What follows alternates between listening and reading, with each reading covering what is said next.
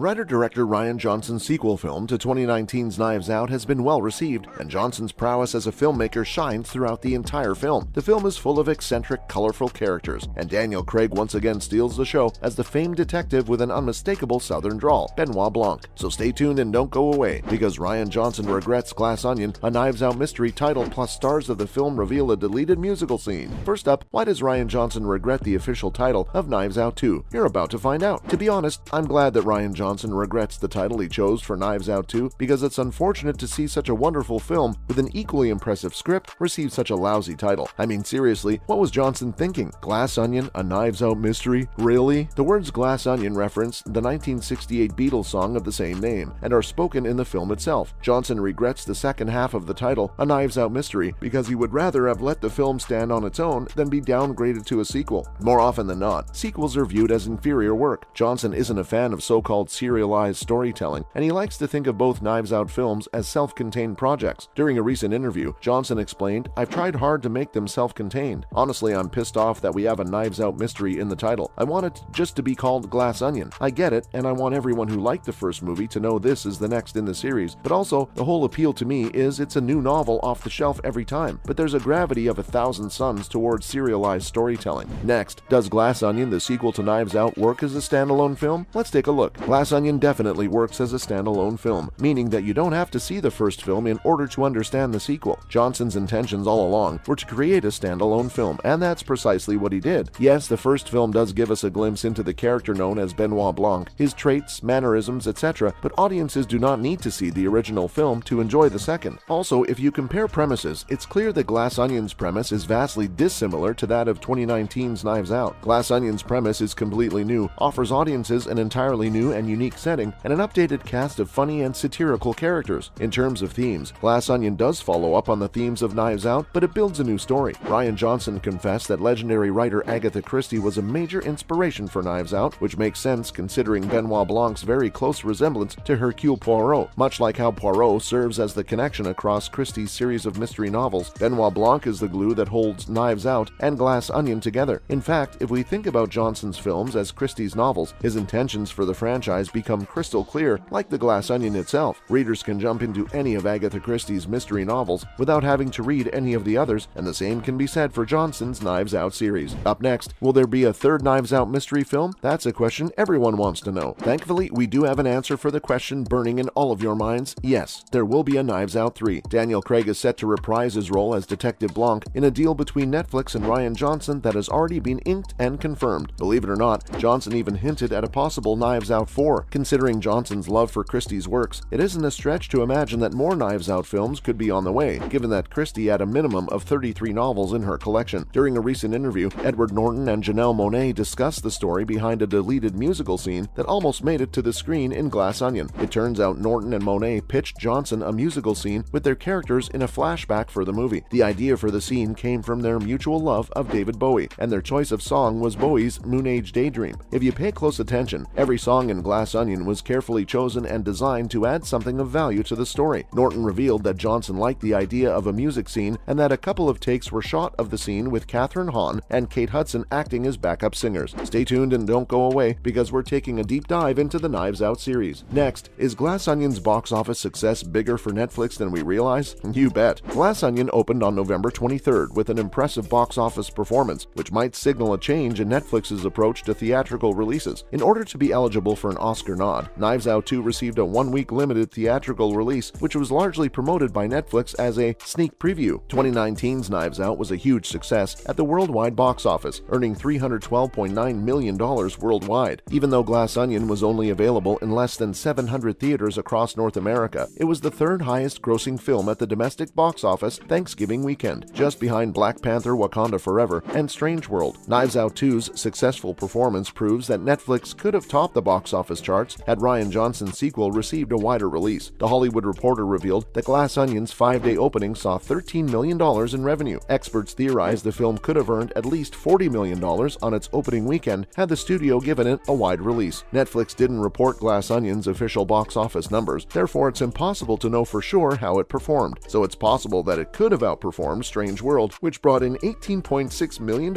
and is considered a box office bomb. Up next, are many of the funny Glass Onion characters based based on real-life celebrities? You're about to find out. Glass Onion reveals several parallels between its characters and real-world celebrities, providing audiences with loads of meta murder mystery humor. One character with an obvious real-life connection is Edward Norton's Miles Braun, a near replica of Elon Musk and other billionaire eccentrics. Believe it or not, Dave Bautista's muscle-bound character Duke was based on internet personality and podcasting loudmouth Joe Rogan. Leslie Odom Jr.'s Lionel is comparable to Steve Wozniak, and Birdie J was the embodiment of Kim Kardashian. Miles Braun is a wealthy tech billionaire with a vast fortune much like Elon Musk, who gained most, if not all of his wealth, from the tech sector. Norton's Braun is constantly pitching wild new business ideas, which again draws parallels to Elon Musk. Another connection to Musk comes in the form of Braun's tech bro personality. He's very arrogant and condescending, a genius with unbridled wealth, and these are character traits that some say describe Elon Musk. With Braun's character, you can also draw parallels to Apple founder Steve Jobs. In one scene, Braun even wears Jobs' iconic black turtleneck. But right now, I want to know what all of you think. Would you say Miles Braun more closely resembles Steve Jobs or Elon Musk? We'd love to know your thoughts, so share them in the comments section down below. Next up, is Kate Hudson's Birdie J a Kardashian-esque it girl? You bet. Kate Hudson's Birdie J is introduced via a huge party at her apartment in the midst of the COVID pandemic. You can see that Birdie and her guests are oblivious to the fact that an airborne disease is floating around as they openly flout social distancing rules and guidelines. Birdie is based on the likes of the Kardashians. In real life during the pandemic, the Kardashians were criticized for breaking COVID rules, and one of Birdie's primary storylines in Glass Onion surrounds the controversy of her clothing line using sweatshops, which Birdie thought was the place where sweatpants are made. Kim K also has had controversial issues with her clothing lines, like when she was accused of cultural appropriation for her kimono line. Catherine Hahn's character, Claire Dybala, is essentially a commentary by Rian Johnson on how politicians can be corrupt, and no argument there. Claire breaks lockdown rules to visit Miles, and at many points throughout the pandemic, reports surfaced that politicians in the US and the UK broke rules set forth by legislators. And check out Claire's political campaign. Miles Braun's wealth is the main reason behind Claire's success. His company endorsed her, while Claire endorsed Clear, an alternative fuel source pitched by Miles, which puts her career at risk when it's discovered that the fuel source is highly unstable and dangerous. Despite the risk to human lives, Claire endorses Clear for the sake of her career. This is an obvious commentary on corrupt politicians, which many would argue is the most important parallel between characters and real life in Glass Onion. Finally, what are some of the hidden Easter eggs from Glass Onion, a Knives Out mystery? The first Easter egg is the meaning behind the masks. When all of the characters arrive in Greece, some are less interested in lockdown protocols than others. Kate Hudson revealed all of this was intentional, saying, "The masks in this movie are an Easter egg as to who all these people are. Each person in the way they wear their mask is really who they are. Blanc wears a legitimate cloth mask, Batista's character wears no mask at all, and Hudson's character wears a netted mask that does absolutely nothing to prevent the spread of a virus." Pop star and summertime sadness singer Lana Del Rey wore a similar mask in 2020. If you blink, you'll miss this next Easter egg. A number of hints throughout the film suggest that Miles is not the genius he presents himself to be, and in one scene, an expensive Rothko painting was intentionally hung upside down. During an interview, Rian Johnson said, "I showed up and there was the big Rothko painting, but of course it's Edward's character Miles, so I said, can we turn it upside down so it's actually upside down? A joke for the art nerds." That's a wrap for today's video. Thank you for watching. Don't forget to hit like, comment, and subscribe to our channel.